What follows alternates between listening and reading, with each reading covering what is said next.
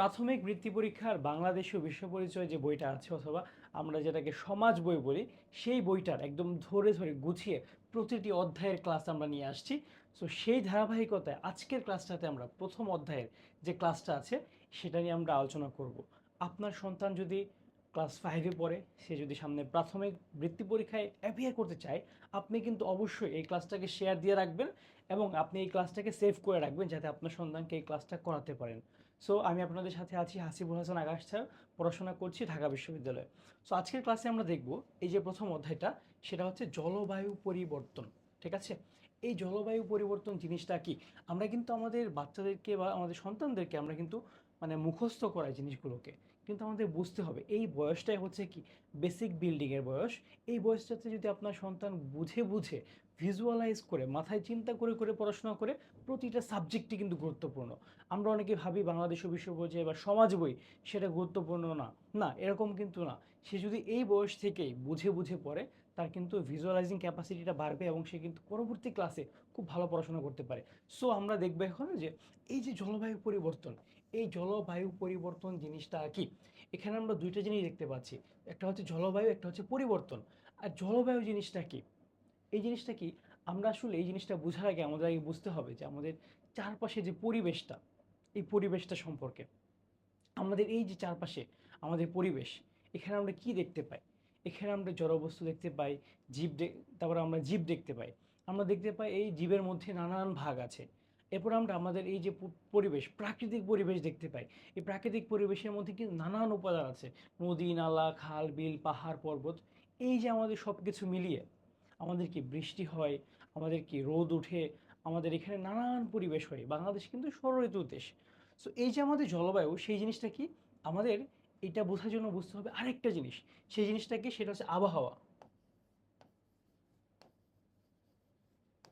এই আবহাওয়া জিনিসটা কি? আবহাওয়া জিনিসটা হচ্ছে কি, কোনো একটা জায়গার, কোনো একটা স্থানের অল্প সময়ের মধ্যে আমাদের যে চেঞ্জ হয়, আমাদের এই যে পরিবেশের মধ্যে বিভিন্ন উপাদানের যে তারতম্য হয় বা পরিবর্তন হয়। যেমন আজকে একটু গরম বেশি পড়েছে, আগামীকাল গরমটা একটু কম।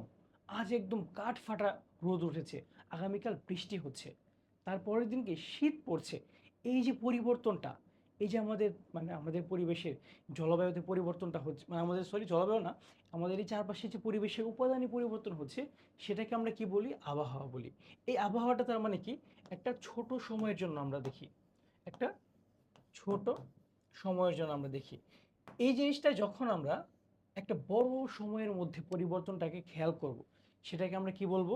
সেটাকেই বলবো আমরা কি, জলবায়ু পরিবর্তন। কীরকম জিনিসটা? আবহাওয়া কি একদিন, আজকের তাপমাত্রা 24 ডিগ্রি সেলসিয়াস, আগামীকাল 25 ডিগ্রি সেলসিয়াস। সো এটাকে আমরা কি বলবো? এটাকে বলবো আবহাওয়া পরিবর্তন। কিন্তু 100 বছর আগে আমরা যদি দেখি যে আমাদের এই টাইমে এভারেজ বা আমাদের গড় তাপমাত্রা কত ছিল, আমরা দেখতে পাবো ধরেন 22 ডিগ্রি সেলসিয়াস। কিন্তু আমরা 2025 সালে এসে সেটা কি দেখতে পাচ্ছি, বেড়ে গিয়েছে। সেটা যদি এমন হয় যে গড় তাপমাত্রা এখন 24 ডিগ্রি সেলসিয়াস, এই যে একটা বড় চেঞ্জ, একটা লম্বা টাইম পরে একটা বড় পরিবর্তন, সেটাকে আমরা বলি কি, জলবায়ু। সো আবহাওয়াটা কি, অল্প টাইমের মধ্যে যে পরিবর্তনটা আজকে কালকের মধ্যে, সেটাকে আমরা আবহাওয়া বলি। আর জলবায়ু জিনিসটা হচ্ছে একটা লম্বা সময় ধরে আমরা যে পরিবর্তনটা খেয়াল করি, সেটাকে আমরা বলি কি, এই জলবায়ু পরিবর্তন। সো আমরা বুঝতে পারলাম এত সুন্দর করে এই যে কনসেপ্টটা, এগুলো কিন্তু বুঝে বুঝে পড়তে হবে। তারপর আমরা দেখি যে আর্থসামাজিক প্রভাব। এখানে আর্থসামাজিক প্রভাব জিনিসটাই বাকি। আর্থসামাজিক, এখানে কিন্তু দুইটা জিনিস আছে, একটা কি অর্থনীতি, আর এটা কি সামাজিক। সো অর্থনীতি জিনিসটা কি, সেটা আগে বুঝতে হবে। আমাদের সন্তানেরা কিন্তু এই এই যে ছোট বয়সটা, ঠিক আছে, এই ছোট বয়সটাতে কিন্তু তারা কি সব জিনিসগুলোকে না পড়ে, না বুঝে বুঝে জাস্ট মুখস্থ করে। কিন্তু আমরা যদি তাদেরকে বুঝিয়ে জিনিসগুলোকে বলতে পারি, বুঝাতে পারি, আপনি একবার চিন্তা করেন তারা কতটা মেধা নিয়ে, কতটা মনন নিয়ে তারা পড়াশোনা করে এগিয়ে যেতে পারবে। সো আমরা যদি এখন দেখি যে অর্থনীতি জিনিসটা কি, এই অর্থনীতি জিনিসটা আমরা কীভাবে বোঝাবো খুব সহজে বাচ্চাদেরকে? এটা হচ্ছে আমাদের যে টাকা পয়সা রিলেটেড যে জিনিসপত্র, এই কেনা হচ্ছে, এই বেচা হচ্ছে, এই কেনা বেচাটা কি আমরা অর্থনীতির সাথে সম্পৃক্ত জিনিস। তারপর সামাজিক জিনিসটা কি, এই যে আমাদের সমাজটা, আমাদের সমাজের মধ্যে যে কাজকর্মগুলো হয়, আমাদের পরিবার আছে, আমাদের শিক্ষা প্রতিষ্ঠান আছে, আমাদের এখানে সামাজিক অন্যান্য প্রতিষ্ঠান আছে, আমাদের ধর্মীয় প্রতিষ্ঠান আছে, আমাদের এই যে ইন্টারাকশন সবার মাঝে, সেটাই কি সমাজের যে সামাজিক কাজকর্ম। সো এইখানে চ্যাপ্টারটার নাম হচ্ছে কি জলবায়ু পরিবর্তন। আর এই যে 1 নম্বর পার্ট, সেটা কি জলবায়ু পরিবর্তন ও আর্থসামাজিক প্রভাব। তার মানে এই যে আমাদের জলবায়ু পরিবর্তন হচ্ছে, আবহাওয়ার উপাদানগুলো যে পরিবর্তন হচ্ছে, সেটার জন্য আমাদের সমাজে অর্থনৈতিক কী কী পরিবর্তন আসছে আর সামাজিক কী কী পরিবর্তন আসছে, সেটা একটু আমরা দেখব। আচ্ছা, এখানে আমরা বেশ কয়েকটা ছবি দেখতে পাচ্ছি। এখানে আমরা দেখতে পাচ্ছি কি বজ্রপাত হচ্ছে।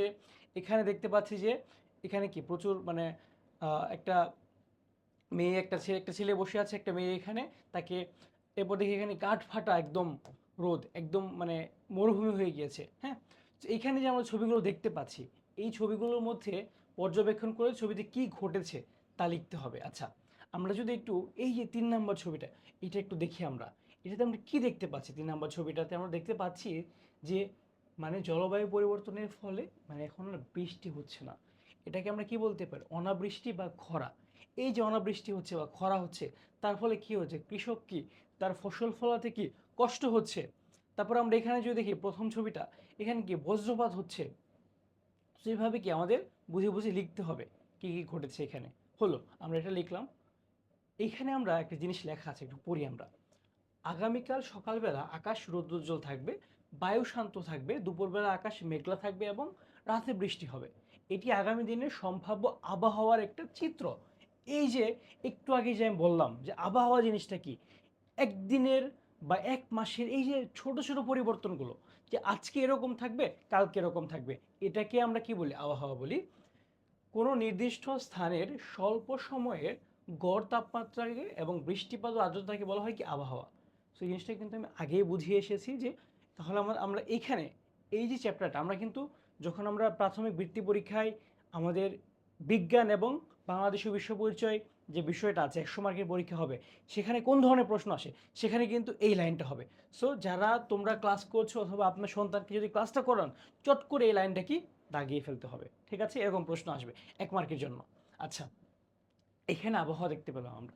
সো এইখানে একটু পড়ি আমরা যে সাধারণত একটি অঞ্চলের 30 থেকে 35 বছরের আবহাওয়া পর্যবেক্ষণ করে জলবায়ুর হিসাব করা হয়। সো আমি কিন্তু আগেই বলেছি যে আবহাওয়া জিনিসটা কি অল্প সময়ের, আর জলবায়ুটা কি লম্বা সময় ধরে করতে হয়। যেমন দীর্ঘদিনের আবহাওয়া চিত্র পর্যালোচনা করে দেখা যায় যে বাংলাদেশে জুন জুলাই মাসে প্রচুর বৃষ্টিপাত হয় এবং বাতাসে আর্দ্রতাটা বেশি থাকে। ডিসেম্বর ও জানুয়ারি মাসে শীত পড়ে, তখন বাতাসে আর্দ্রতা কি কম থাকে। এটাই জলবায়ুর চিত্র। ঠিক আছে, কোনো স্থানের দীর্ঘ সময়ের বায়ুর তাপমাত্রা, বৃষ্টিপাত এবং আর্দ্রতা ইত্যাদির গড় মানের হিসাবকে কি বলা হয়, জলবায়ু বলা হয়। সো এই লাইনটাও কিন্তু খুবই ইম্পর্টেন্ট, এই লাইনটাও কি চট করে দাগিয়ে ফেলো। এবং এই লাইনটাও খুব ইম্পর্টেন্ট যে 30 থেকে 35 বছরে আমরা সাধারণত জলবায়ুর হিসাবটা করি। আচ্ছা, এখানে আমরা তারপর কি দেখতে পাচ্ছি যে বিভিন্ন কারণে জলবায়ুর পরিবর্তন হলেও মূলত মানব সৃষ্ট কারণে জলবায়ুর এই পরিবর্তন দ্রুত হচ্ছে। জলবায়ু পরিবর্তনের কারণগুলোর মধ্যে জীবাশ্ম জ্বালানি।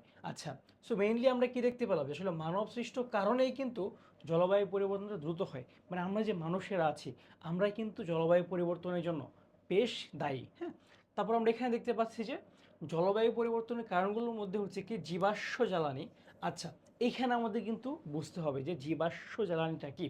এটার একটা কিউট ইংলিশ নাম আছে, সেটা কি ফসিল ফিউয়েল। জীবাশ্ম জ্বালানি মানে হচ্ছে যে জিনিসটাকে আমরা একবার ব্যবহার করলে সেটা কিন্তু আর আমরা ব্যবহার করতে পারি না, মানে সেটা কি আমাদের আর ব্যবহার করা যায় না। ঠিক আছে, যেমন কি কয়লা, তেল, প্রাকৃতিক গ্যাস। ঠিক আছে, এগুলোকে নন রিনিউয়েবল, মানে আমরা আর রিনিউ করতে পারি না, ব্যবহার করতে পারি না। কিন্তু আমরা যদি সূর্যের আলো, যেমন সোলার প্যানেল তোমরা দেখেছো অনেকে ব্যবহার করতে, সোলার প্যানেল সূর্যের আলো কিন্তু অফুরন্ত, সেটা কিন্তু অনেক ব্যবহার করতে পারবা।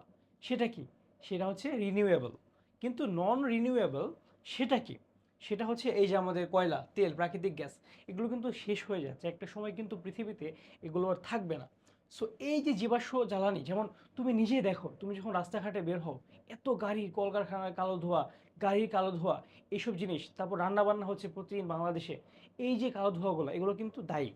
তারপর দেখেন কলকারখানা, যানবাহন, এসি ও ফ্রিজ থেকে নির্গত গ্যাস, তারপর হচ্ছে ইট ভাটার যে ধোঁয়া, বন উজাড় ইত্যাদি, এইসব কারণেও কিন্তু আমাদের জলবায়ুটা পরিবর্তন হচ্ছে। এসব কারণে পৃথিবীর তাপমাত্রা ধীরে ধীরে বৃদ্ধি পাচ্ছে। 2 মেরুর বরফ গলার সঙ্গে সঙ্গে সমুদ্র পৃষ্ঠের উচ্চতা বাড়ছে। আচ্ছা, দুই মেরু জিনিসটা কি, এগুলো কিন্তু আমাদেরকে বুঝে বুঝে পড়তে হবে। আমরা যদি এখানে একটু ছোট একটা ছবি এঁকে দেখায় আপনাদেরকে, দেখেন আমাদের পৃথিবীটা কি এরকম কি একটু কমলা লেবুর মতো না? এই যেরকম আমরা কি পৃথিবীটা কি গোল নাকি? আচ্ছা, পৃথিবীটা কিন্তু গোল বলা যায়, কিন্তু পৃথিবীটা কিন্তু আরো কি একটু দেখতে একটু কমলা লেবুর মতো।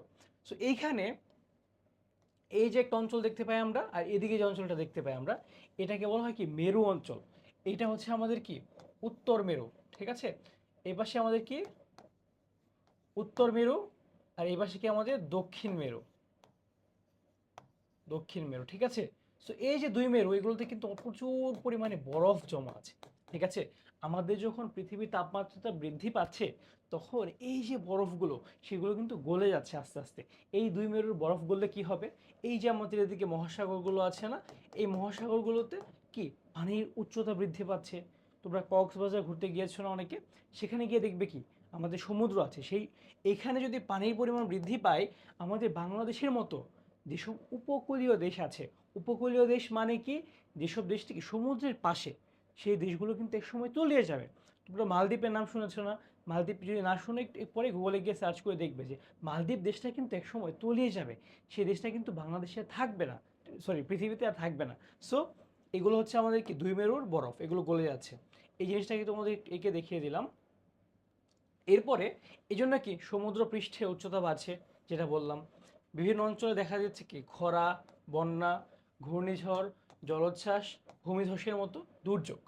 ফলে প্রকৃতি, বন্যপ্রাণী এবং মানুষের জীবন এবং সম্পদের ব্যাপক ক্ষয়ক্ষতি হচ্ছে। দেখো জিনিসটা কতভাবে কানেক্টেড।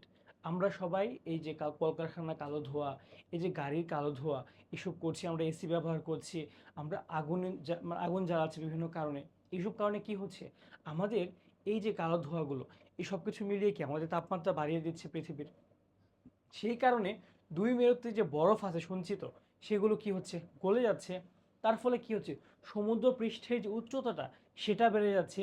সেটা বেড়ে যাওয়ার কারণে কি হচ্ছে, আমাদের উপকূলীয় দেশগুলো কি প্রচুর ক্ষয়ক্ষতির শিকার হচ্ছে।